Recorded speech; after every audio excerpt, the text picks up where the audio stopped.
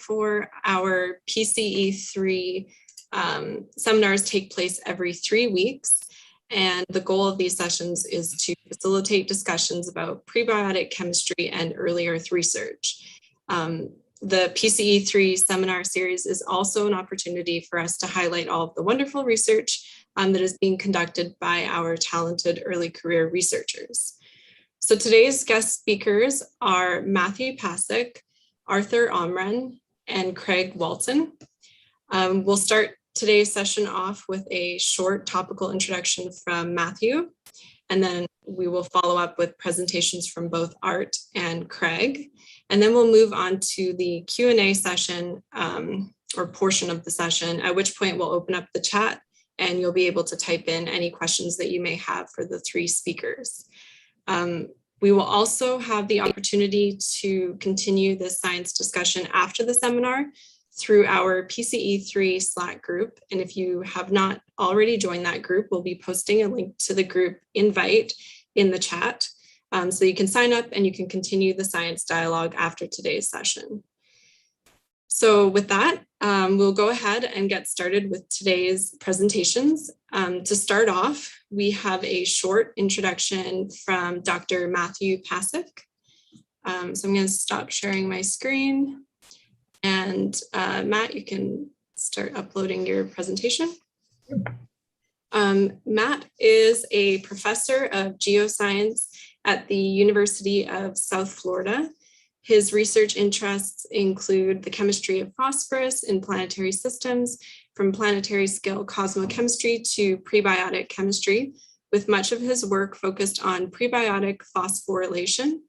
He also works on modern phosphorus geochemistry and its environmental impacts as an independent consultant.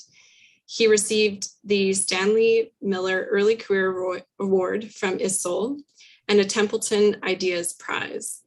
He holds a PhD in planetary science from the University of Arizona. And with that, Matt, you're welcome to go ahead. All right. Well, Daniel, thank you very much for the kind invite to talk about a favorite element of mine and hopefully of Art and Craig as well. They'll be giving you some good overviews on both the inventory as well as sort of the prebiotic chemistry of phosphorus on the early Earth and elsewhere in the solar system as well. So to give you at least a brief overview of why we would start to even kind of care for phosphorus chemistry, just to show some of the molecules of phosphorus. Phosphorus is an important element within multiple biomolecules, such as adenosine triphosphate, which is sort of the main metabolic currency of life, nucleic acids, whether it's DNA or RNA. The phosphate sugar backbone is what kind of stitches DNA or RNA nucleic acids together. And even as a component of sort of cellular membranes, phosphorus is a major part of phospholipids. And so cellular structure is supported by phosphorylated biomolecules as well. So phosphate is specific to the biochemistry that is kind of dominated by this type of ion, because phosphate is what is called an ionized linker. And borrowing language from Nick Hudd, which he used in 2013 to describe something that can form a diester while still maintaining a negative charge. And by having a negative charge resists hydrolysis, so resists the reaction with water, and therefore a phosphate diester has a very long kinetic stability. That's important for things such as your nucleic acids or your DNA, RNA, because they do not decompose in water if there's this phosphate sugar backbone. However, the formation of organophosphates is an endergonic reaction, and it requires energy. Endergonic means requiring energy to form them, and in terms of forming diesters and to form polyphosphates, such as what we see in ATP. And because it's endergonic, the polyphosphates and some of the organophosphates are excellent as metabolic energy currencies or stores. So they are very good at storing chemical energy that is used by life. And it is synthesized both chemically and biochemically, biomechanically in cellular machinery, ATP is. There are routes that involve a series of chemical steps, and there are even things that will kind of squish them together to form polyphosphates. Now, note as well that phosphate is a chiral, so there are substitutes that could occur in place of phosphate within a nucleic acid, but phosphate is a chiral, hence it decreases the amount of information that's present. And in addition, it's redox insensitive. Phosphate is phosphate over the range that water is stable. There's not really a lot else that will kind of be thermodynamically stable over that environment. And then finally, phosphate is the most abundant of the things that has all these sorts of characteristics. And hence, phosphate is a critical part of biochemistry. So the question that is often raised for phosphorus chemistry and prebiotic chemistry is, where did it come from and how did it form those initial molecules? Kind of place this in the context of other biomolecules or bioelements that are used. For instance, carbon, hydrogen, oxygen, nitrogen, and sulfur. CHOMPs is sort of the main six. Or if you want, I found sponge is a form of a marshmallow coconut type dessert elsewhere. Phosphorus has to come from rock source. There's no real redox and no real volatile form of this. But I will note that both of those have caveats. For instance, many of you may be familiar with about a year ago, this potential of a finding of phosphine on Venus. And I'll note that Art Omran has a paper that just came out in astrobiology that sort of addresses whether this had to come from life or if there are abiotic sources, finding that there are actually several abiotic sources that may be good sources of phosphine. Refer you to Art's paper in astrobiology. And then I also want to make sure that no is actually not much, because there is actually a fairly substantial amount of reduced phosphorus present in the solar system, if not present on the Earth's surface. So the green source right here is the mineral apatite. It's a pretty mineral. It's a gemstone in some cases. It's a very nice crystal of apatite. But below that is the mineral schreibersite. And schreibersite is an iron nickel phosphide. It's a sort of gray bleb in this iron meteorite right here. And that one is a reduced form of phosphorus. So understanding the primary sources of phosphorus is an important part of understanding the prebiotic environments that phosphorus may have been found in. And I'll point out Craig's newest paper as well, also came out within the last month in Earth Science Reviews, where he breaks down the various inventories of phosphorus that may be present and reactive on the surface of the early Earth or elsewhere as bulk Earth as well.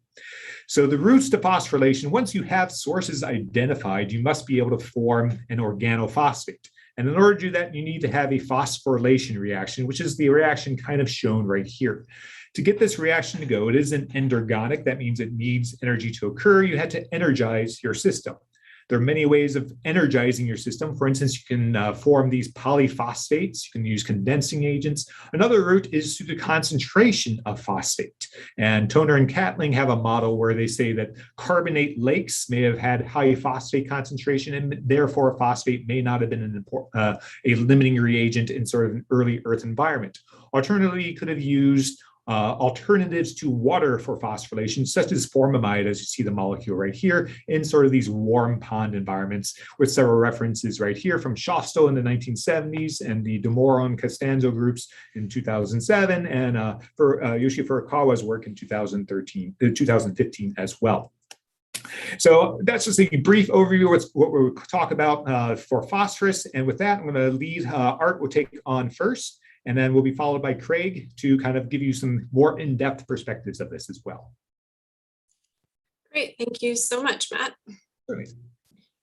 Okay, so we will move directly on to a presentation from Dr. Arthur Omran. Art has a PhD in physical chemistry. He is currently a visiting assistant professor at the University of North Florida in the Department of Chemistry. He worked with Dr. Matt Pasek on the origins of life as a postdoctoral scholar before that. Previously, he studied to be a Catholic priest, obtained a master's degree in microbiology, and obtained a master's degree in biochemistry. His interests include phosphorus chemistry, the foremost reaction, proto-metabolic systems, chemical complexity, and chemical evolution. So Art, if you'd like to upload or start sharing your screen, the title for Art's presentation today is Reduced Phosphorus Species and Fenton-Based Chemical Disequilibrium. Thank you very much for that, Danielle. And I'd like to thank Matt for his introductory talk. I appreciate you all very much. Thank you for having me. So today I'd like to talk to everybody about reduced phosphorus species, where we can find them, and some of the interesting chemistry that we might be able to do with them. So initially, we'll start out by discussing a project that I worked on while working on my postdoc at USF in the Pasek lab, extracting phosphorus species from serpentinites. And then we'll move on to some work that I'm currently doing and also did previously on the Fenton chemical system and using energy from disequilibrium to fuel phosphorus oxidation. So Matt gave many very good reasons for studying phosphorus. And as he said on the Earth, when you talk about phosphorus, what are you 9 times out of 10 people think you're talking about? Phosphates, almost always talking about phosphates. And we just kind of assume that trapped in the rocks, not talking about in terms of their crystal structures, but actually sequestered within the rocks outside of their crystal structures, that the phosphorus inside those rocks, it's largely assumed that it's mostly just phosphates. Or if it's not phosphates, it's some kind of organophosphate, right? When you think about phosphorus in life, you initially think about phosphates as well, phosphates in your DNA, phosphorylation involved with metabolism, so on and so forth.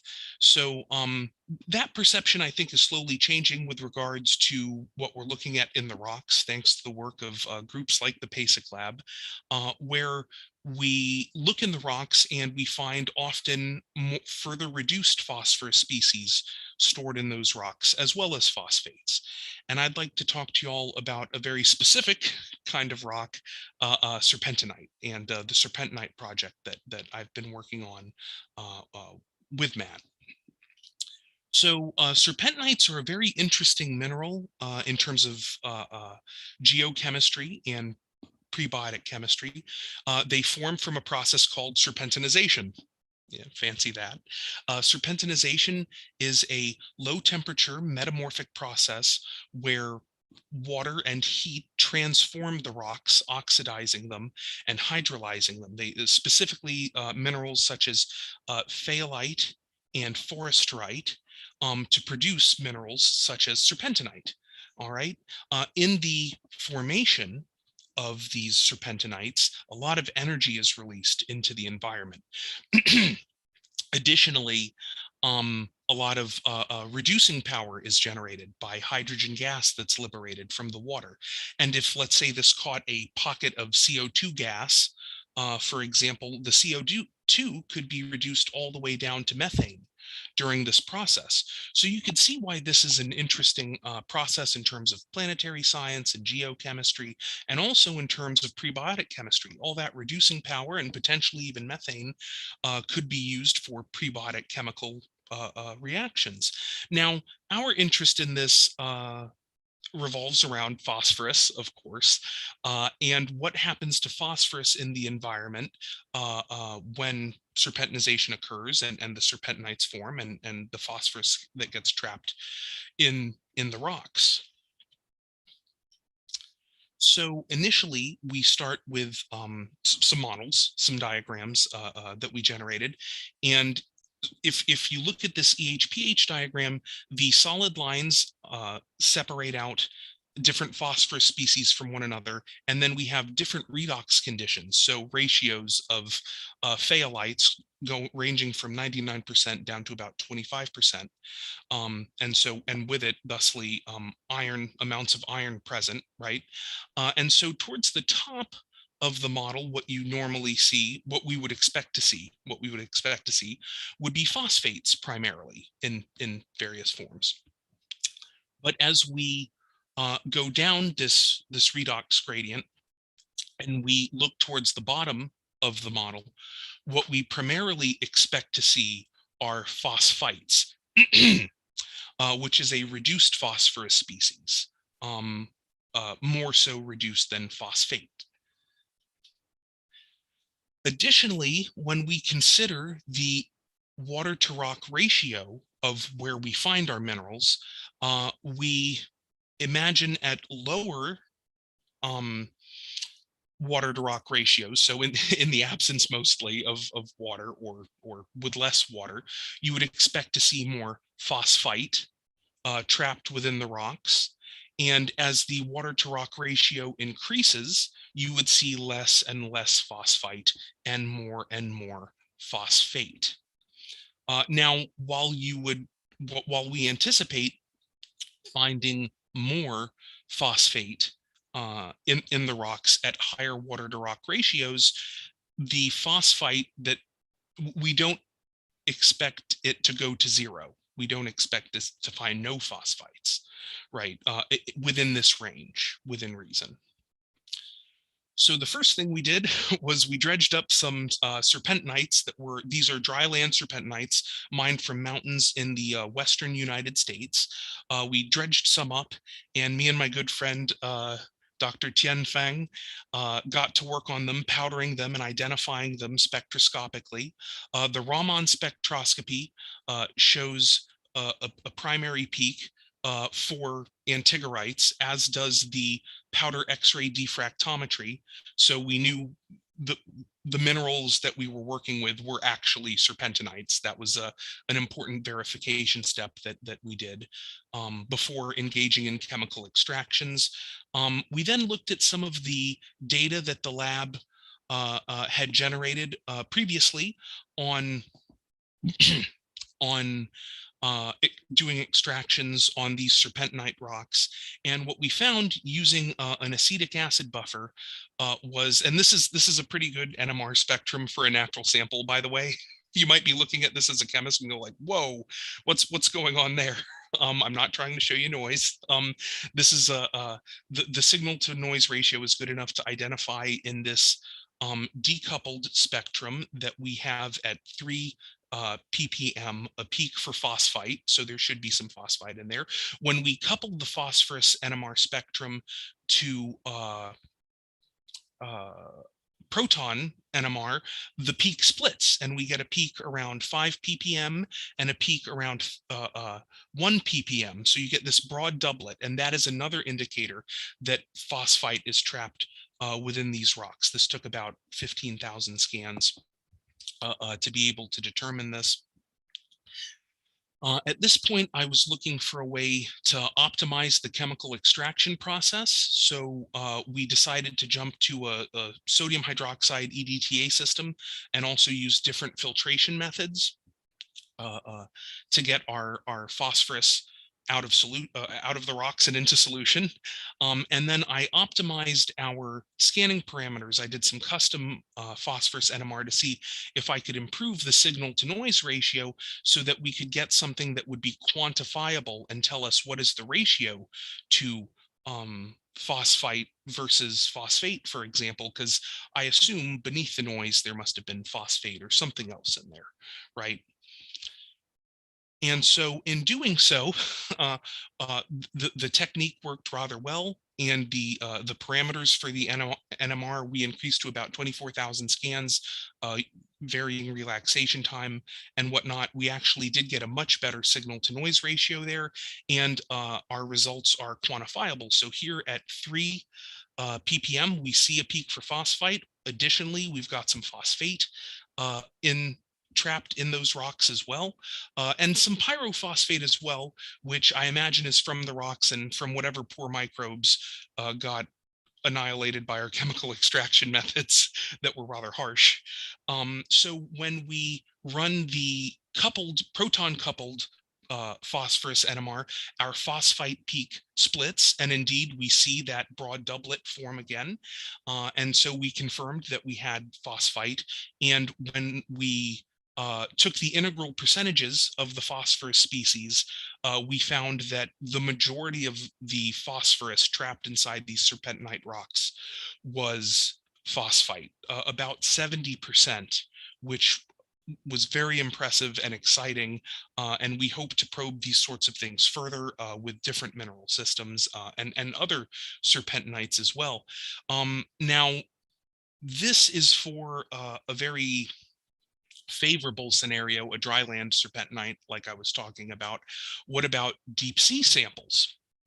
All right, so with the same extraction method and with some muds and clays lent to us by the Ryan Lab in the School of Geosciences at the University of South Florida, this one was a bit of a doozy, as you can tell from the NMR, but with a similar extraction technique and preparation methods, and with 40,000 scans.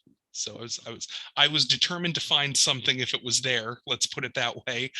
What we find is about 47% phosphite trapped in the muds and clays, or that sample specifically that we got from the surface of the ocean. Within the ocean, not dry land.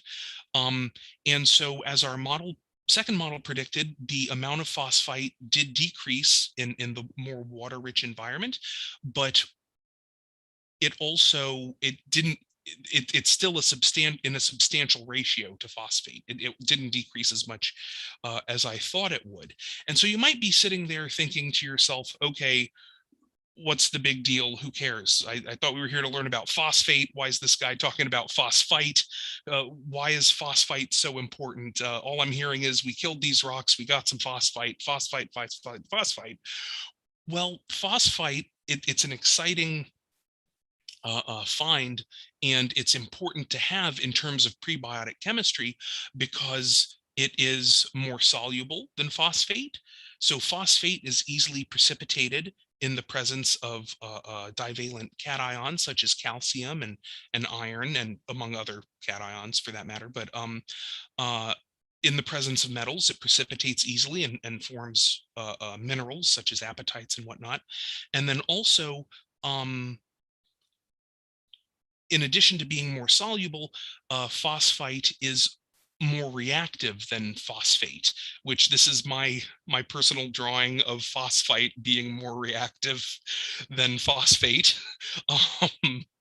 And so these are a couple of favorable parameters for doing prebiotic chemistry, being that it stays in solution better and it's more reactive than phosphate. So you might be able to phosphonylate something or further oxidize things and get important products using phosphites instead of phosphates. So this leads us to the second portion of the talk, specifically using what do we do with the phosphites? Okay, so we think we have phosphites and we could use them for prebiotic chemistry. What can we do with them? And so what we decided to work on was the Fenton reaction, expose phosphites to the Fenton reaction and see what happens. So firstly, let's talk about the Fenton reaction proper. Doesn't involve phosphorus, except for when we work with it, obviously. So Fenton chemistry requires two things: iron, and in either valence iron 2 or iron 3, and peroxides, right? And so what happens is the iron helps break down the peroxides in solution. And as this occurs, iron 2 forms iron 3, and iron 3 forms iron 2. And the solution accumulates radicals from the broken down peroxides, such as OH radicals. That's what we're specifically interested in. And other ions. As this process goes back and forth, the pH of the solution changes. And eventually iron 3 species predominate and precipitate out of solution, forming iron 3 hydroxides. Now, the two things required for the Fenton reaction make it prebiotically plausible, right? You need peroxides, which solar radiation could have provided to the atmosphere of the Earth and could rain down on onto the surface of the early Earth, and also peroxides could form on, say, the shells the crusts of the icy moons and whatnot, right, from radiation. And also iron, which is ubiquitous in the solar system. So you've got two ubiquitous reactants for the Fenton chemistry, and it's plausibly prebiotic because they should be readily available in our early solar system and even in our current day solar system in certain locales. So what happens when you expose reduced phosphorus species to these hydroxide radicals, right? Well, if we start with hypophosphite or phosphite, and we expose them to hydroxide radicals being produced by the Fenton chemistry, we see this phosphorus oxidation pathway that generates phosphorus radicals, right, and metaphosphates, which end up giving us higher oxidized species, such as phosphate, as a product. Additionally, you can get pyrophosphate, which is a 2-phosphorus containing species, and triphosphates, such as trimetaphosphate and linear triphosphates as well. So we see when exposing reduced phosphorus species, such as phosphites, to these hydroxide radicals, the ability to form higher weight condensed polyphosphates and further oxidized phosphorus species in solution. So that might sound a little confusing, but it's not confusing. Basically, how we do our experiments are we create Fenton's reagent with iron, 2 chloride initially, and some peroxide. And as it bubbles away, we add the phosphites to it. And at the end of the reaction, we do NMR after some processing on the solution, and we can see what we get in solution after the reaction has quenched, after the reaction is done. And so we have some leftover phosphites in solution. That's one of the things that we see. Additionally, we see a lot of phosphate produced, right, from the oxidized phosphites. We see some pyrophosphate being produced, and we have some triphosphate in solution as well. However, it's in much smaller concentration, but we do detect some triphosphates in addition to pyrophosphate and phosphate being produced. So one of the parameters we decided to look at was total oxidation compared to the amount of initial peroxide we had available in our reactions. So we kind of ran a range from 14 millimoles of peroxide all the way up to 880 millimoles of peroxide. And what we saw was kind of this plateauing effect, right? As you increase in the total oxidation that's gone on and the amount of peroxide used, it kind of plateaus and you don't get any further total oxidation really past 85, 87%. And we speculate that this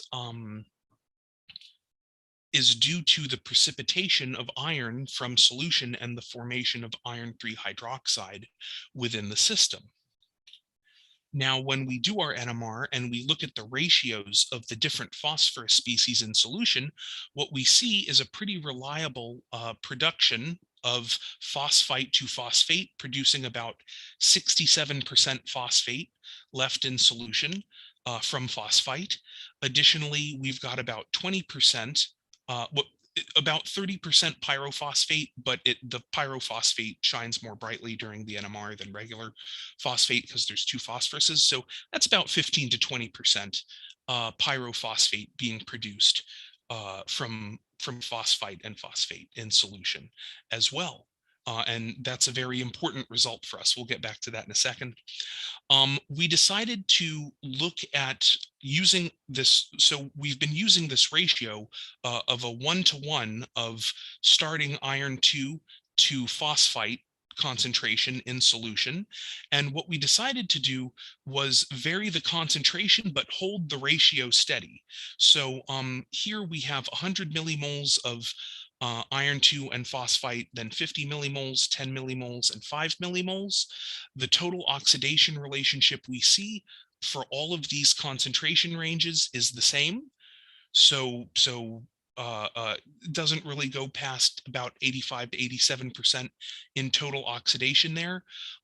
Additionally, when we look at our products for 100 millimoles starting iron and phosphorus, or 50 millimoles, 10 millimoles, or 5 millimoles, we see about the same production of about 70% phosphate for each of these groups, and about 20% pyrophosphate for each of these groups. So it's the ratio of the iron to the phosphorus really matters in these experiments, and we get very similar results, very reliable results. So before we move on further, I'd like to talk about disequilibrium for a second and why that's important. First of all, it's important because life is a disequilibrium system. My life is constantly a disequilibrium. Disequilibrium systems are systems that exhibit lots of chemical energy, lots of free energy available to their environment that can fuel other chemical reactions, allow other chemical reactions that wouldn't have happened to happen, right? And so if you think about it, a chemical system that's at equilibrium doesn't really have extra energy to invest in other systems. But a chemical system that's in a state of disequilibrium does have energy to invest in other systems. So it's important, if you see a lot of energetics in a system, to identify that it's a disequilibrium system. So when we look at the phosphorus species that we're producing and the ratios that we produce them in, and you back calculate how much energy is being produced, what we see is the free energy generated by the amount of phosphate formed, and this includes things like pyrophosphate as well, right? Just because that's two phosphates technically, right? The amount of energy generated along with the amount of phosphate formed gives us this nice pattern. And if we take this pattern and we back calculate it to about 1 micromole or 1 micromolar, we see that our system exhibits about 45 kilojoules of free energy into its environment, which is a good amount of energy. That's a good amount of energy, especially for an open system that should have connections to other sources, dirty sources in its environment, and able to get other chemical reactions going with this disequilibrium, with this amount of free energy. And to give you an idea of what biology uses, what goes on in the cell, ATP generates about 30 kilojoules per mole, and acetyl phosphate about 43 kilojoules per mole. So this is a nice and energetic system at disequilibrium, which has plenty of energy to spare and give to other chemical reactions. So you might be asking yourself then, so it's kind of a two-part 1-2 punch here, right? Not only do we generate a lot of energy, right, for other chemical reactions to use, but we can also use the polyphosphates that formed. So why are polyphosphates important? Well, remember, our system generates pyrophosphate and some triphosphates, right? These are evolutionarily important because they may be precursors to ATP.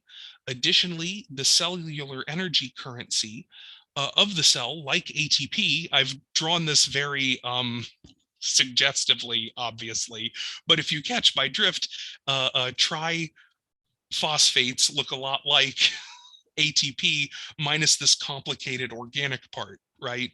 So there could be some evolutionary importance to them, in addition to just the energy that was produced. Additionally, when you think about prebiotic chemistry, this system fits well into maybe connecting with studies that have been done on other systems. So obviously we're interested in the Fenton system because it could have a role to play with regards to, let's say, early prebiotic chemistry. And if you think about thought leaders in the field, such as Ram Krishnamurthy, he's doing really interesting work on forming high energy amidophosphate bonds, nitrogen phosphorus bonds. And he uses trimetaphosphate as a reagent for some of those studies. Where are you going to get these condensed polyphosphates from? Maybe Fenton chemistry could give you some of them, or among other things, but possibly that.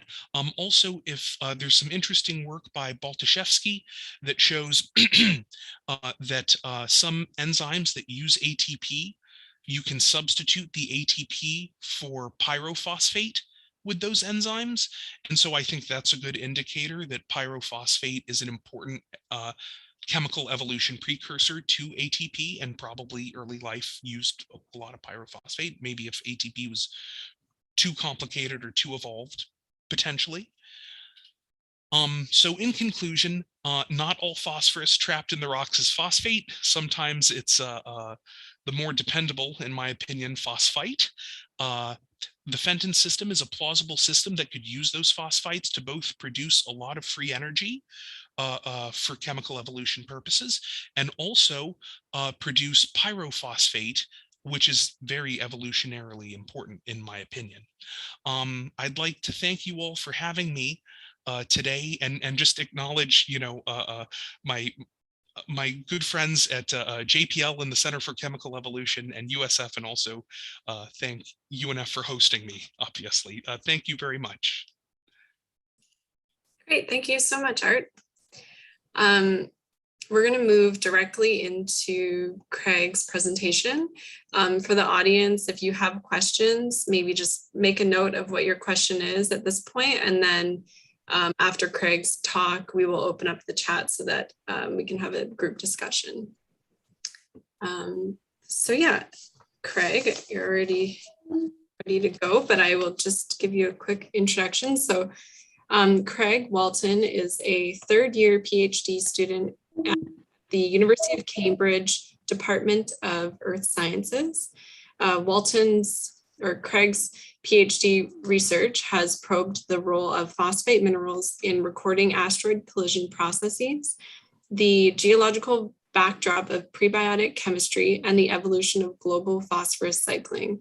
Craig's work on phosphorus cycling has focused on the evolving mineral inventory of Earth's crust over time, challenging preconceptions about the diversity of important phosphorus-bearing minerals of the surface of early Earth, both during the origin of life and across the first half of Earth history.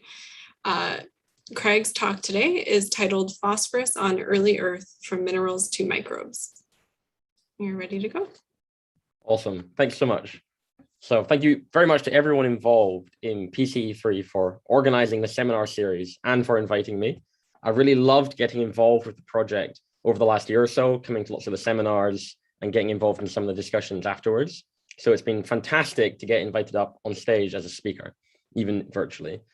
I think PCE3 is doing a great job of bringing together scientists from different fields as we're thinking about how the Earth formed, what the planet was like in its youth, and how life as we know it came into being. To have such an interdisciplinary audience is very exciting to me, given some of the ideas that I want to hit you with by the end of my talk today. I want to dive principally into geology, which is what I studied during my undergrad and my master's, and I'm also in the Department of Earth Sciences at Cambridge for my PhD, but also want to touch on some aspects of cosmochemistry, geobiology, and of course, good old prebiotic chemistry. And the two main questions I want you guys to muse on during the talk, and hopefully sometime after we're done, is one, whether or not long-standing assumptions about mineral sources of phosphorus for prebiotic chemistry are actually correct. And two, how can we formalize the sort of global cross-disciplinary science that solving the origin of life seems to demand? So much of my PhD has focused on phosphorus. We've already had a nice introduction as to why we should care about phosphorus. So jumping off from that, I'm going to home in on one area that connects either directly or indirectly to a huge number of open questions about the rise of life on Earth. That area is mineralogy. The availability of phosphorus at Earth's surface, and hence to life, and hence to prebiotic chemistry, is a function of several key steps in an overarching global cycle, of which the weathering of crustal phosphorus-bearing minerals is especially important. This schematic here outlines the global phosphorus cycle. We begin with the weathering, the breakdown, either by physical or chemical means, of phosphorus-bearing solids in the Earth's crust. This liberates phosphate, which is transported in rivers to the ocean. Gradually, this phosphate may be taken up by life or by iron oxides, after which it will be buried in sediments. Some proportion of that phosphorus will be recycled into the water column to be used again.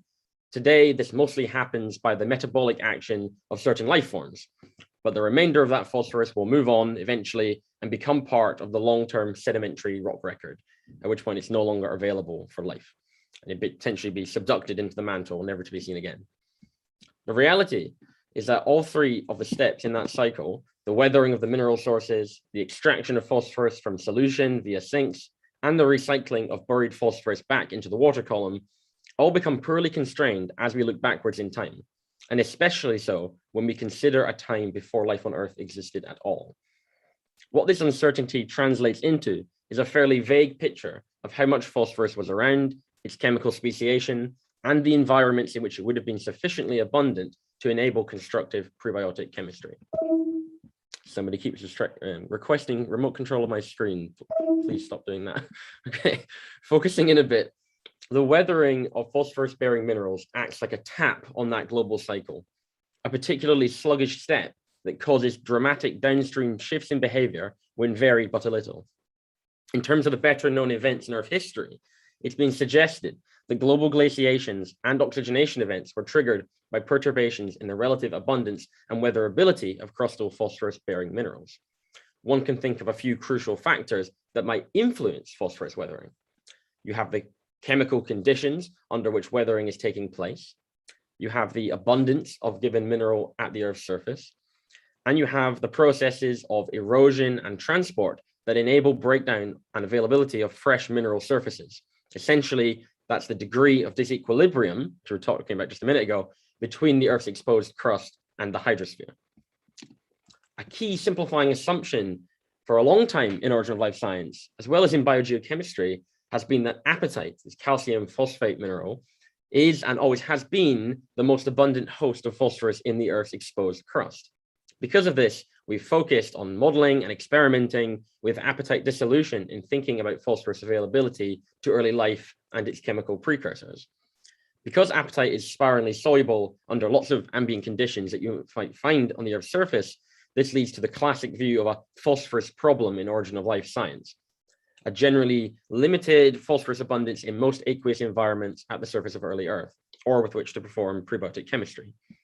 This stacks up very well with the prevailing view of phosphorus being a limiting nutrient in many parts of the world today, with life going to extraordinary lengths to physically and chemically attack apatite in the crust to get at phosphorus, and then carefully recycling phosphorus in the oceans so it can be used time and time again.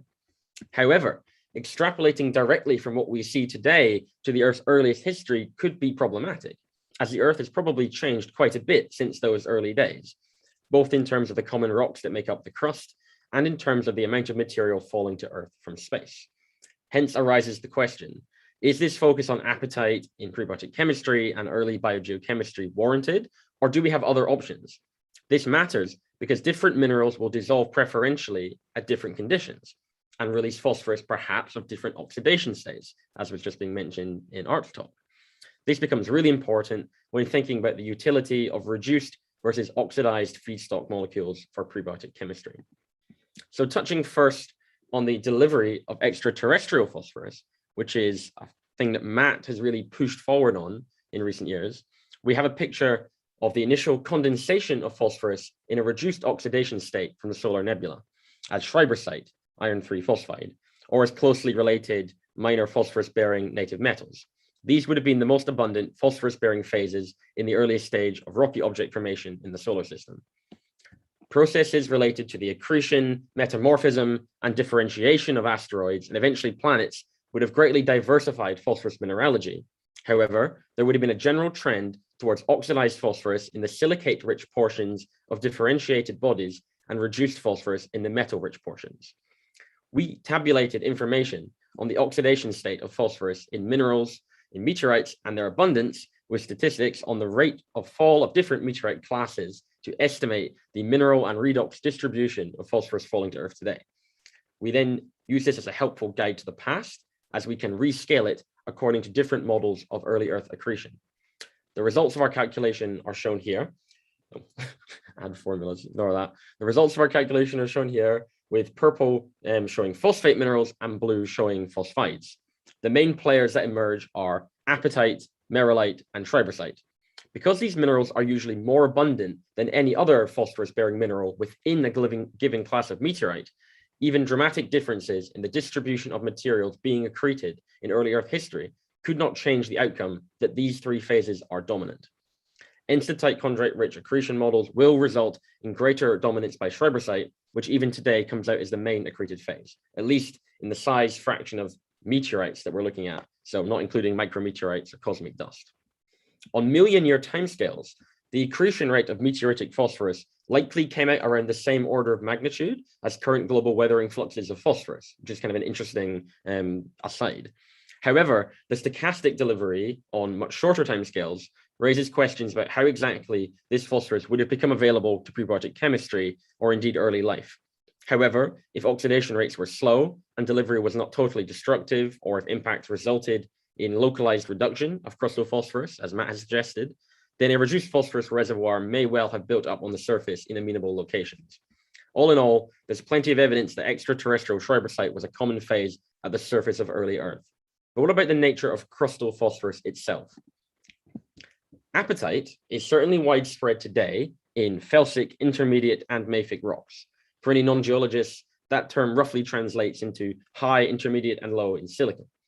Phosphorus is more soluble in silicate liquids with relatively low concentration of silicon, meaning that the mineral apatite is easily crystallized during the cooling of that melt to form a rock. In ultra-low silicon or ultra-mafic rocks, which are known to have made up a greater proportion of the crust in the past than they do today, apatite is conversely almost always absent. Instead, in these rocks, phosphorus is hosted by silicate minerals, like the very common iron-magnesium silicate mineral olivine. Therefore, we have this interesting possibility that if the Earth's crust has evolved, then so may have the global distributions of phosphorus-bearing minerals. This is really exciting, as it means we could potentially tie really large-scale, testable aspects of crustal evolution to the plausibility landscape of origin of life scenarios and the nature of biogeochemistry in the first 500 million years of Earth history, at least from the perspective of phosphorus minerals. So like with meteorites, we look back at what we have today at the Earth's crust and in depth within the Earth, and we extrapolated this through time to estimate what may have been there on the early Earth. We estimated the amount of phosphorus in particular phases in the Earth system by compiling concentrations of phosphorus in different phases, the abundance of those phases in different rock types, and the abundance of those rock types in the Earth's crust. For deeper parts of the Earth system, where direct measurements are not available, we combined estimates of mineral relative abundance with experimental constraints on the expected partitioning behavior of phosphorus between those phases at equilibrium. The resulting figure has depth on the y-axis and log-scaled percentage of all phosphorus in a given region of the Earth on the x-axis. Keep in mind that the log scale means that things on the right-hand side are far more abundant than anything on the left-hand side. That's slightly confusing visually, but it's necessary to pull apart the numerous more minor phosphorus hosting phases from the few that would otherwise totally dominate. The interesting outcome here is that silicate hosted phosphorus is actually dominant in the middle reaches of Earth's interior, e.g. the upper mantle, with metal hosted phosphorus only becoming substantial in the core. Meanwhile, whilst apatite does dominate in the Earth's crust, olivine probably hosts a non-trivial amount, about 10%, opening the door to the possibility that this reservoir was more relatively abundant in early Earth history. We can put some broad constraints on that hypothesis by post-processing models of crustal growth and compositional evolution, because we think the continents have evolved over time, or at least that's a general outcome of most ideas. So the two bounded regions on this graph here correspond to two opposite M-member models of continental crustal growth. The y-axis is the ratio of phosphorus in the form of apatite to all phosphorus in the crust, whereas the x-axis is time before present in billions of years. In the blue bounded region, we have a scenario where continents grew to their present volume almost immediately after Earth formation. It's quite an extreme model, but a recently proposed one. And in the green region, we have very sluggish continental growth, barely reaching a fraction of the modern volume of continental crust, even as we're entering the Archean eon of Earth history. And after this point, we know, based on chemical and fossil evidence, that life had already emerged. The dotted line in either case corresponds to assuming that all phosphorus in non-ultramafic rocks is apatite saturated. The other lines conversely correspond to higher fractions of phosphorus present in silicates. The parameter space of this graph ends up fairly full and therefore quite uncertain. However, even with these extreme end member assumptions being made, we can see that slow growth in green inevitably results in less than 5% of crustal phosphorus as apatite during the Hadean eon, or much less than 5, whereas fast growth in blue ensures that at least 5% phosphorus was in silicate minerals throughout, and likely a lot more than that. Nonetheless, there is ample room in either scenario for a competitive reservoir of silicate-hosted phosphorus. Revealing this reservoir is equally relevant to apatite in the study of early Earth phosphorus availability for prebiotic chemistry. I would say this is the most novel and interesting thing I'd like you to take away from my talk. I think it's currently very poorly explored, although we're beginning to get there, and it's an area I'm delving into with my ongoing work. I'd really welcome questions or discussion about this possibility in the time after the talks are finished. I think there's also a really lovely connection here between this idea of an olivine-hosted phosphorus reservoir on the early Earth and Art's talk, because it's the ultramafic to mafic silicate-rich rocks that, upon hydration, will most readily form serpentinites. It's therefore quite possible that some kind of redox interface existed across the surface of early Earth, wherever this initially dominant silicate-hosted phosphorus reservoir was undergoing water-rock interaction, perhaps liberating reduced phosphorus species as a result. So to conclude that part of the talk, I'd like you to take away a view of early Earth where we have three main players in terms of phosphorus mineralogy. We have schreibersite, delivered in abundance in really any and all scenarios of early to late accretion, providing quite a bit of reduced phosphorus. We have apatite, delivered by impactors, but probably also present in the Earth's crust in felsic regions, although these may well have been less abundant than today. And we have silicates, such as olivine, or other phases like silicate glasses or feldspars, which would have been potentially providing a much greater percentage of the crustal phosphorus reservoir than today. All of this work is presented in more detail in a paper we published recently in our Science Reviews, which Matt mentioned. And my ongoing work in that area is to figure out how compatible silicates are with prebiotic phosphorus chemistry in terms of their dissolution rates compared to apatite, and to map out the actual history of phosphorus mineralogy on Earth. I think it's a really exciting juncture and opportunity, as it's likely that only a narrow range of coupled crustal and phosphorus mineral evolution scenarios are actually compatible with what we know about the biogeochemistry of early Earth. So figuring out that would have big implications for which sources of mineral phosphorus we should be focusing on for prebiotic chemistry, at least from a perspective of probability, i.e. the most common sources. But my talk title was Minerals to Microbes. So far, I've only talked about the minerals. Looking at this broader question of how we can tie geology deeply to prebiotic chemistry, I want to leave you with some new conceptual ideas we've been putting together, and hopefully we can discuss them. Oh, skipping around now. The core concept is called interference chemistry, which I'm going to pitch to you as potentially a helpful way to try and encapsulate and address some of the challenges of interdisciplinary science in origin of life research. Most of the final leg of this talk is about definitions and language. I would define prebiotic chemistry as being primarily concerned with discovering plausible syntheses of those molecules that could have given rise to life. For example, holy grails in the field include nucleic acids, lipid membranes, and proteins. Beyond this, prebiotic chemists are also aiming to reproduce chemical behaviors that could act as prototypes for the behaviors exhibited by life.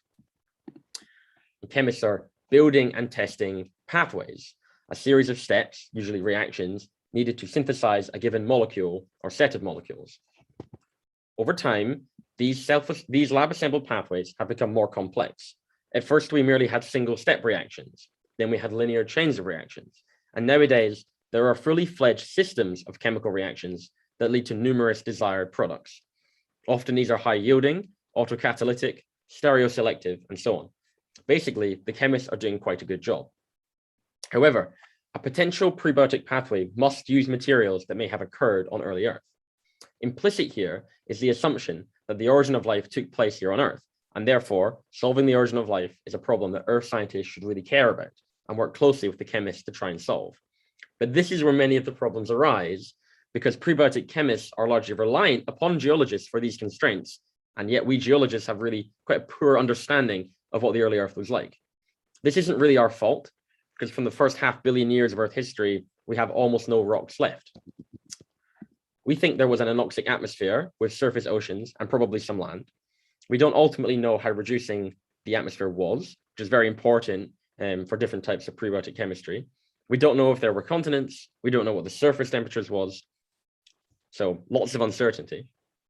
But within that global view, we have this detailed picture of specific environments that we can focus in on. An environment being proposed to host a particular prebiotic pathway could be called a scenario, a testable union of chemical and geological ideas, essentially. These scenarios include prebiotic chemistry in rivers, acid or alkaline hot springs and lakes, glacial brines, seawater, and hydrothermal vents, very famously. From our understanding of the consistent diversity of our planet's surface over long timescales, we can be relatively confident that most of these environments in general are plausible for the early Earth, and hence they all get attention. However, whilst we often talk pretty broadly about plausible environments on early Earth, pathways will have had to contend with what was actually there specifically. An environment is not just defined by its most interesting or useful characteristics for prebiotic chemistry. In reality, it's a hugely diverse and dynamic system, which may pose many more challenges to the prebiotic pathway than a simplified analog would. This table, from an upcoming hypothesis paper we're putting together, summarizes the geochemical characteristics of a number of commonly invoked prebiotic environmental scenarios. We can see that things are variable and that things are very complex. Now enter interference chemistry. We define interference chemistry as the interaction between an environmental scenario and a prebiotic system. The study of interference chemistry involves testing these interactions in the lab. This interaction may be constructive, e.g., the warming of the environment to melt ice and allow aqueous reactions to occur, or it may be destructive, the continued heating of the environment and the eventual thermal degradation of organic products, for example. By considering which prebiotic systems are most robust to the interferences thought to be present in naturally occurring environments on the early Earth, information can be gleaned on which system-environment combination, which scenario for the origin of life is most plausible. And indeed, many insights have already been gleaned by experiments of this nature, even if they haven't used this terminology. You could point, for example, to the unexpectedly advantageous inclusion of phosphate in hydrogen cyanide-centric systems chemistry, where they found it acts as a really wonderful buffer and catalyst for many of the reactions. And therefore, they have a connection inherent to their model, suddenly, to phosphate-rich environments. So interference chemistry provides a framework for the oh my God, I can't say that word, we're good. It's a framework for imposing constraints on both constructive and destructive interferences in prebiotic chemistry. For example, we could use our table of environmental conditions and run an otherwise successful experiment in an analog of each environment. We can then observe if the details of an environment get in the way and then isolate which interferences are the problem. This is agnostic as a process of which environment someone prefers or has worked on before, and it offers a slightly different way of categorizing something as being plausible or implausible in terms of an origin of life scenario. Indeed, combining the logic of systems and interference chemistry approaches, we can propose another new definition, this time for prebiotic plausibility. We could say a prebiotically plausible scenario is one in which the prebiotic system is effective in the lab, utilizes only reactants and processes that would have co-occurred in a particular environment or set of environments, and that remains effective even given very detailed analog conditions to that local environment. From this, I would say it's definitely reasonable that iterative testing between the lab and putative environmental settings can help us to identify the overlap between experimental conditions and reconstructions of ancient planetary environments and help us to explore plausible parameter space. None of which is especially new, although I hope that the terminology itself of constructive and destructive interferences feels helpful and somewhat concise. And I think most of us would probably agree that we would go further in this kind of direction if the tools and the impetus were there to motivate such work. But the reality is that implementing prebiotic research in this integrated way is definitely not easy. In the lab context, there's really big challenges, for a big one being that mapping destructive interferences on purpose necessarily means running experiments that fail in the sense of having no useful outcome prebiotically. This is a challenge to a culture where we may wish to run and report on our most successful experiments. You're not going to get a science paper, for instance, on something that just didn't work. The large volume of experimental parameter space is also a problem, both physical and chemical, and one that you need to explore by definition in doing interference chemistry, but that's costly, it's time consuming, and it doesn't offer a clear-cut motivation for following any particular pathway. So it's difficult to justify going for that over something else. On the other hand, it's definitely feasible. We're definitely seeing papers of this type coming out, like all the work that's been done on the stability of protocells in different environments. And we're seeing papers like Sukrit Ranjan's recent paper, I just saw that a few days ago, where he did a similar thing, making different M-member conditions for environments and looking at UV transmission, and found it was incredibly different. You couldn't just assume that UV transmission would be the same in these different sort of geologically realistic environments. So it's worth doing. And perhaps the most optimistic thing I can end on this note is that maybe computer models offer a route forward where you can tune parameters in search of an optimal outcome and circumvent the problem of not being able to justify running the experiment 500 times in different environments and variations of those environments. Standing in our way is the simple fact that many of the parameters you would need to put into the model are simply not known, such as reaction rate and equilibrium constants being reported. So we would need some kind of general shift towards the measurement and collation of fundamental kinetic and thermodynamic data, and rewarding people for measuring that and putting it out there in order to really push forward with what you could call interference chemistry. But I think it would have a lot of potential, and I think it is one way of thinking about the way all of these different fields could come together and in some kind of agreed upon standard way of evaluating if an origin of life scenario is any good. So that's bringing me towards the end.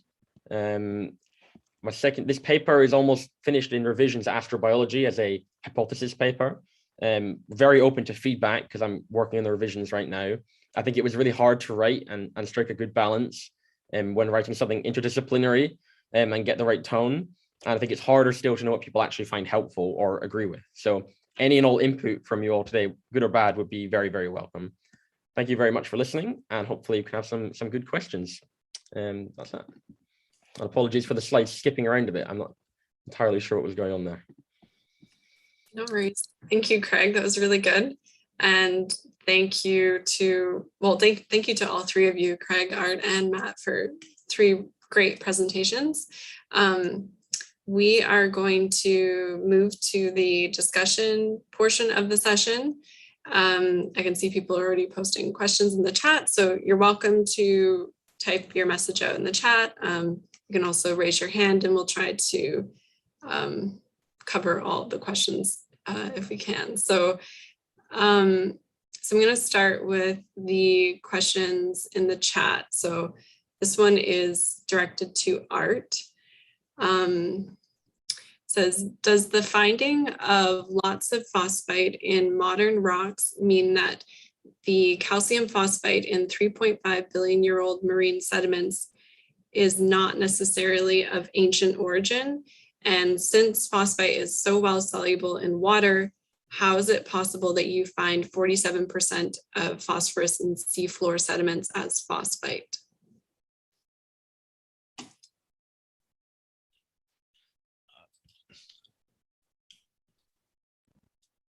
Okay. All right. Sorry. So, those are very good questions. So in terms of talking about phosphite in modern rocks, I am not a geologist. Sorry, but legitimately, those are very good questions. In terms of diversity from redox processes and things like that, you can end up with a smattering of redox states for phosphorus, but I would like to defer that question, if I could, to a proper geological and phosphorus master, if Matt wouldn't mind. Sorry to foist that on you, Matt. No, it's fine. It's fine. So I'm looking at your questions here, Uli. Yes. So the 3.5 billion year old phosphite sample. We presumed at the time, of course, that it was sedimentary in origin. It is, and then with some findings we had from presented in 2018 and some of these banded irons, it was also present in those. My guess is that it could be sort of a later stage process, but if it's a later stage process, then it was certainly present on the early Earth anyway, because if it's able to form under the more oxidizing conditions in modern time, then ancient Earth was definitely more amenable to that process as well. And then the second question, if it's so well soluble in water, how is it possible that you can find it? I should note that the serpentinites are these serpentinites have brucite. Brucite is a magnesium hydroxide. So the phosphorus content's on the order of 15 parts per million, so something very low. And it's probable that a lot of these divalent cations, even though it is much more soluble than phosphate by about a factor of 1,000, there's so many more sort of divalent cations kind of keep it from moving forward. It just kind of, it never really moves and leaves that environment.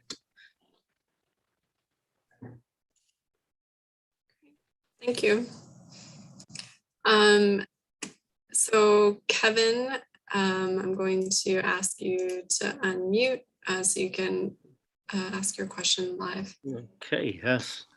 My question is aimed mainly at Matthew and about, have you tried, these chemically oscillating reactions, the BZ? Are you familiar with the BZ reaction? I mean, I can't pronounce the two names of the two Russian physical chemists that first described it. Have you tried replacing carboxylic acids in the BZ reaction with maybe organophosphorus acids, either organo or phosphonic acids?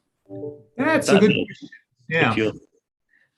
Just because I recently published a paper about myself and Dominic Papineau published a paper very recently in Minerals about the uncanny similarities between the patterns you get in the BZ reactions and those that you see in certain fossilization conditions.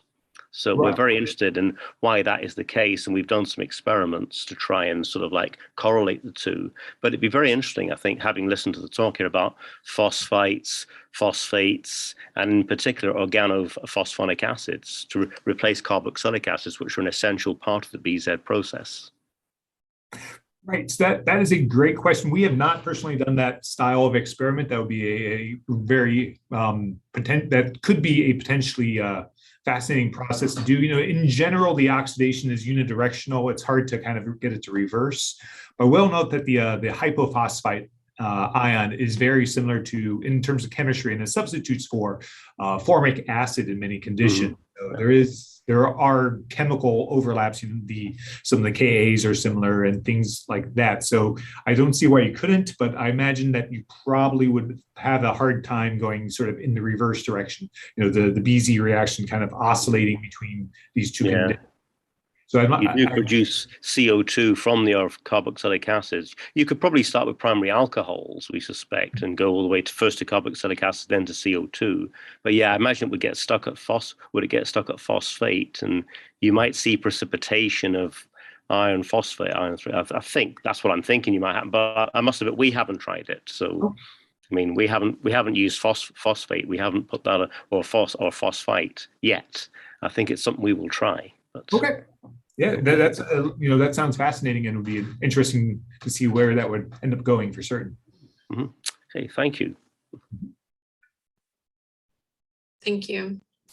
So we have a question from Jordan Stone. It says, have you considered that hydrogen peroxide may have formed from water reactions with crushed silicates and affect redox and Fenton processes?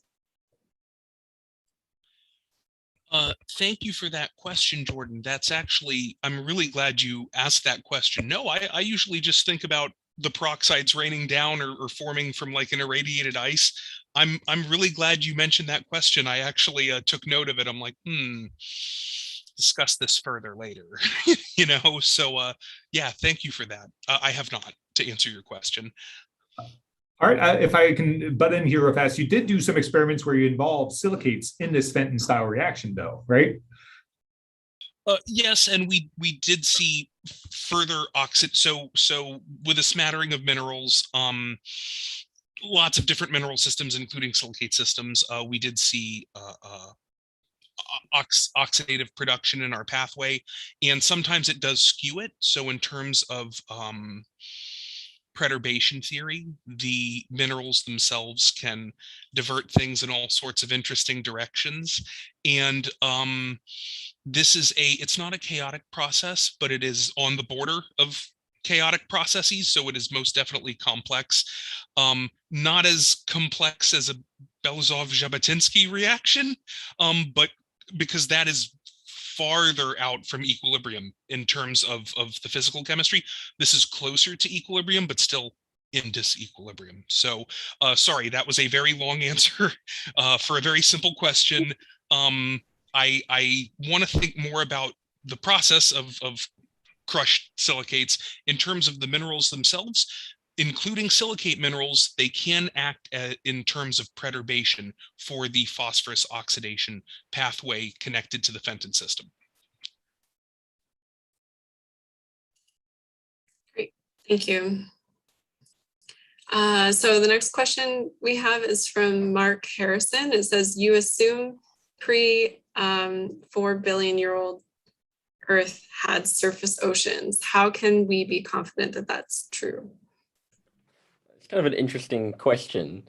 I mean, I think there's a few things you could point to say that it's a very reasonable assumption, such as the evidence of ancient surface water on Mars in huge abundance, where we do have rocks from that time period, and also the fact that the oldest rocks we have on Earth right up to that boundary were probably formed in submarine environments. So bounding this unknown on the planet and going right up to on Earth, we definitely have surface waters, and then all the things that could build surface waters would definitely have been happening in this time, outgassing of volatiles, or if you think that most of the volatiles were accreted, that's your window of accretion, is that first 500 million years. So I think all the things that could point towards there being oceans or have built one would have been going on in abundance in that time. Maybe Matt has more thoughts. I think that's pretty, yeah. How deep they would have been. Oh, I'm sorry. There is some evidence from zircons as well that there may have been larger oceans as well. So I think that. But Mark, if it's the Mark Harrison I'm thinking of asking the question, it kind of seemed pointless to point that one out. But yeah, absolutely, people are pointing towards that. Okay. Okay, so our next question is, what is the mineralogy / extent of alteration in the samples in which you found phosphite? So the ones that we have mostly looked at are these rocks from southwestern Oregon that were also known to bear Josephinite or aurorite, which is this nickel iron mineral that occurs in large blebs within this rock. And that was the original motivation for the study, was we thought that there might be, in fact, Schreiber-site co-occurring with these things. We never found that, but there was reduction of phosphorus that occurred within several of these. And the other sample that we found it in as well was from the deep sea missions that go and deep sea drilling missions that go down and drill from the subsurface floor. And that one also had some phosphite as well. Can I tell you exactly what those are? The mineralogy is mostly antigerite, and it is a pretty well metamorphosed, squished southwestern Oregon, sort of that boundary there. That is where that serpentinite came from. It is relatively fresh. The samples that we found were in a outcrop and hammered out from there. But of course, there is the possibility of some biology or other things that may have changed that phosphorus as well.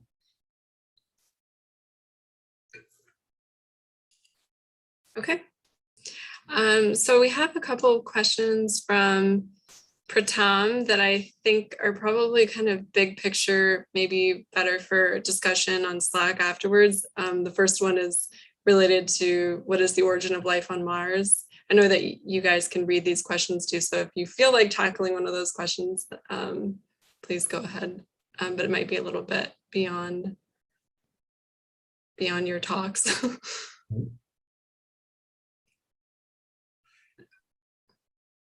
Yeah, okay. Yeah, some of these would probably be easier to answer in sort of a longer format than the idea that life could have origin on Mars and then transferred to the Earth is certainly plausible. There are certain reasons that Mars would be better, but it conceptually doesn't change too much from where we are in Earth biology. There is a comment on that related to phosphorus, right? This idea that Mars has a higher abundance of phosphorus in its surface rocks. So that's been pointed to in a paper as like, oh, maybe this is relevant. But it is very similar minerals and not like orders of magnitude more. So I'm not sure it's like a killer point, but relevant to mention maybe. Okay. Great. So the next question is, the enzyme ATP synthase is at the crux of the carbon cycle in nature. Could such proteins be considered as redox interfaces to drive free energy and entropy in organisms?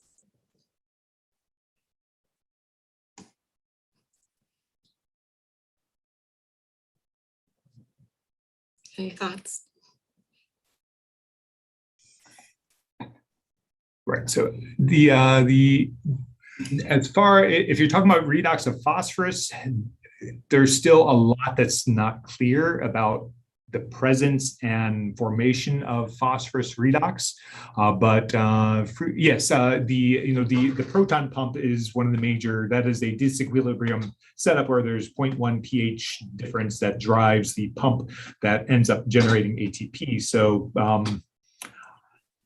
I'm trying to follow or figure out a question a way that I can answer this question appropriately or competently. And maybe I'll mute off while I think about that for just a minute.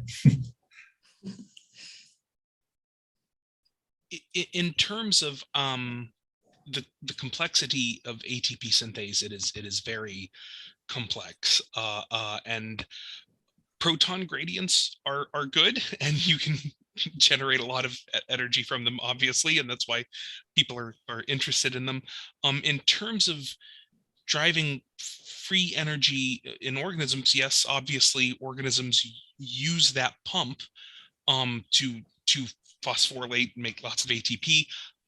In terms of what we're talking about, though, I imagine those two things are very far apart in terms of concept space and chemical evolution.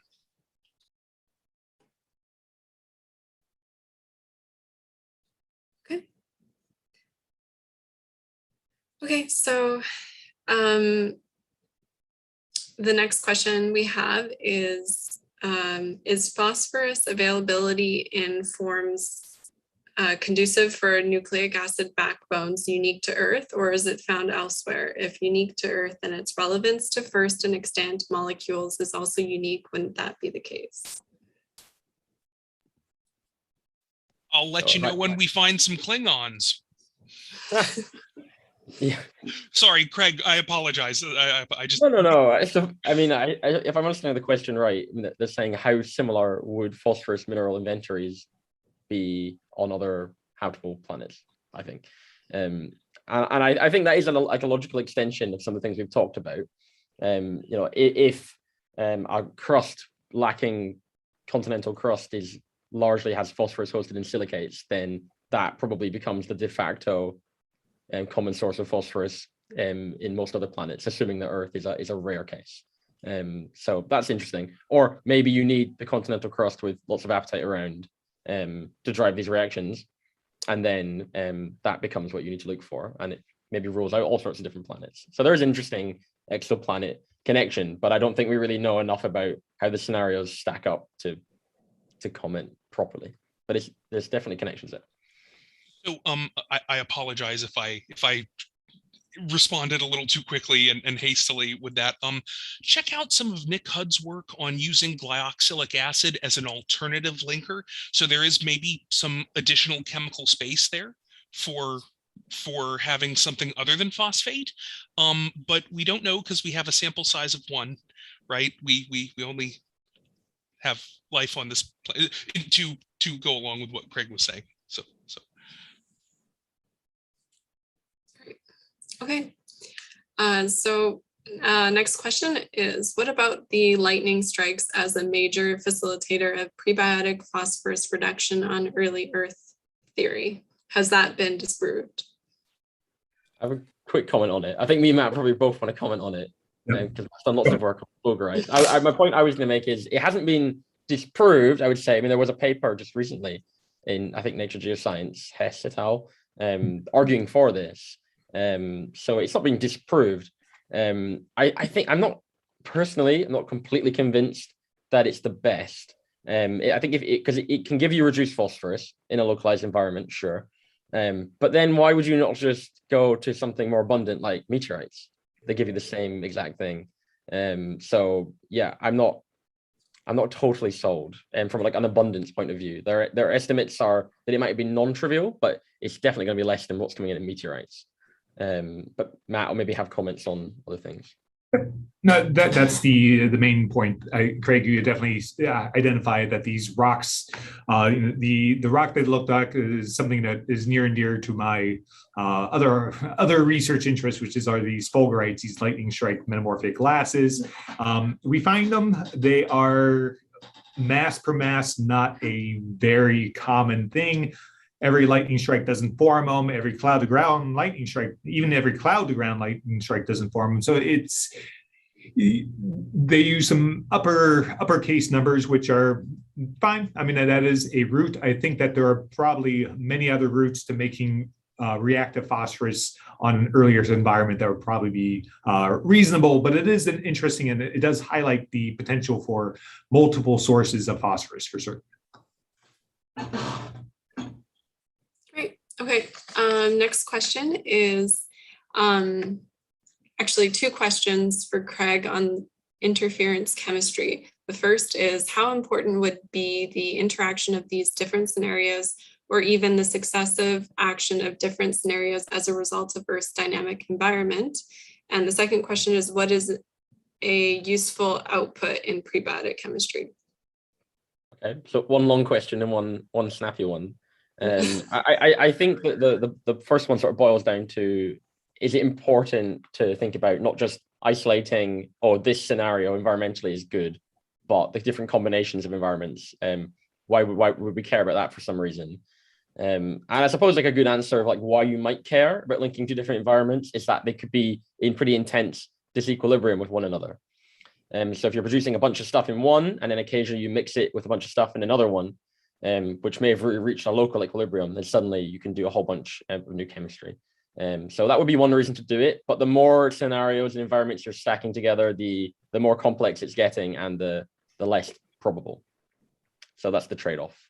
And what was question two? A useful output in prebiotic chemistry, I guess, would be a high yield of the thing you wanted to make, that can actually be used to do something else. I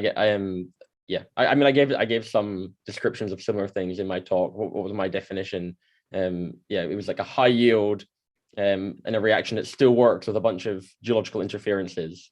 I think that was what I was going for. So a useful output in prebiotic chemistry, I think that's the only thing I was really adding in my talk, is like, it's not just the thing, it has to still work. When you throw everything at it, you can. And that's just something we should try and do as a general rule. Even if it's not the sexiest type of science, I think it's probably helpful in the long run, maybe.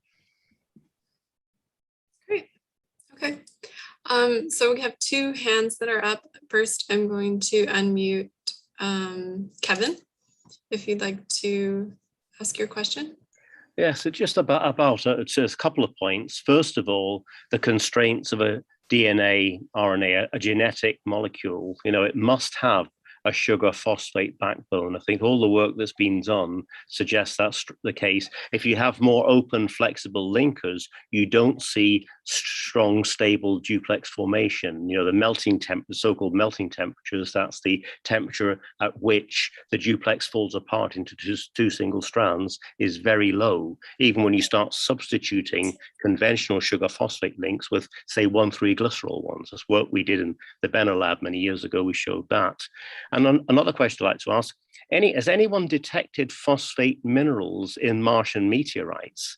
And if so, what was the ratio of phosphite to phosphate? I don't think that's been I don't think that's been done yet, but I just like to know in case my knowledge is lacking there.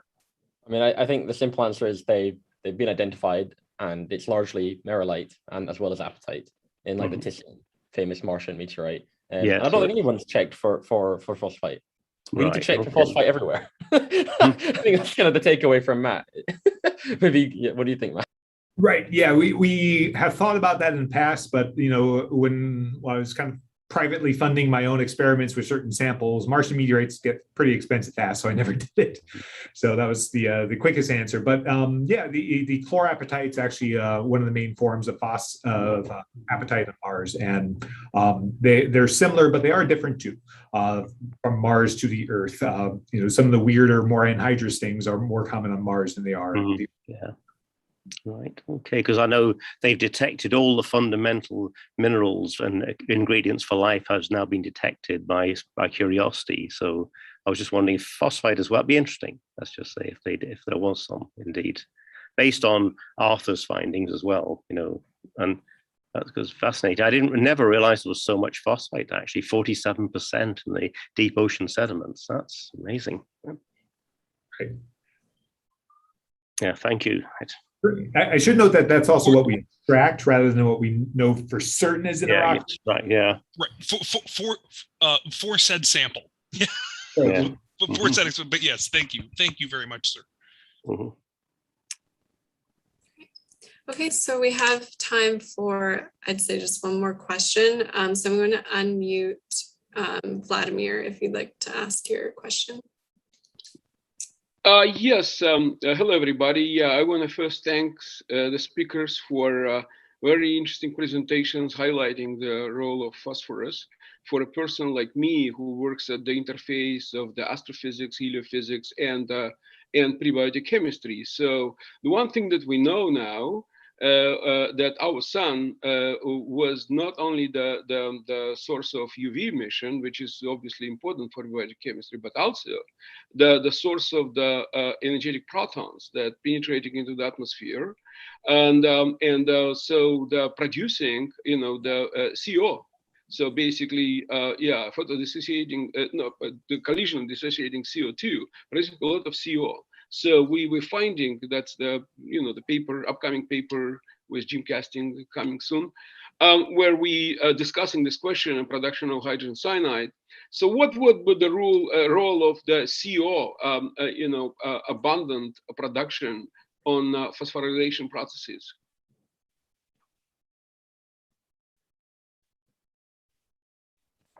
Oh goodness, that is a good question. CO is to